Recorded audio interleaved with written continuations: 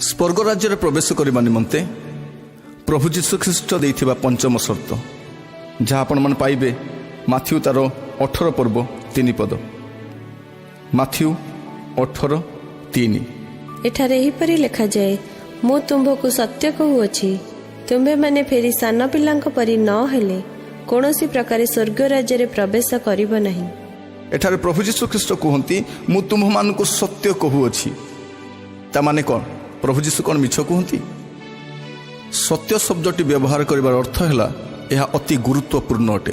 प्रभु जीशु ख्रीष्ट अन्य स्थान मानकर कहिसंती सत्य सत्य मु तुमको कहूछि। ता माने चूड़ांत सत्य अटे, गुरुत्वपूर्ण विषय अटे।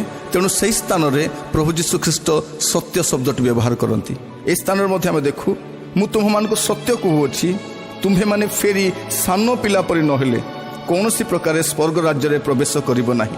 आमे अनेक भाबु जे पिला माने बड़ हेले आम परि हुअन्तु, आम नाती नातुणी आम परि हुअन्तु, आम वंशर पिला माने आम परि हुअन्तु, किंतु प्रभु जीशु ख्रीष्ट वयस्क मानकु एठारे स्पष्ट भाव में कहती तुम्हे माने फेरी सान पिला परि नहेले कौनसी प्रकार स्वर्ग राज्य रे प्रवेश करिबो नाही।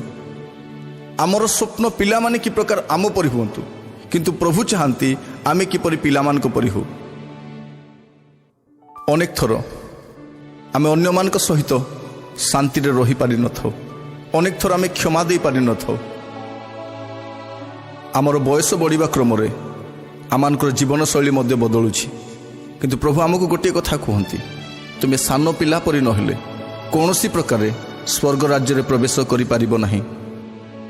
आंभ मानकर आचरण एवं उच्चारण मध्य अति मात्रा पार्थक्य देखा जाए, किंतु आपण शिशु मान को देखिबे से मानक आचरण जेपरि उच्चारण मध्य सेपरि।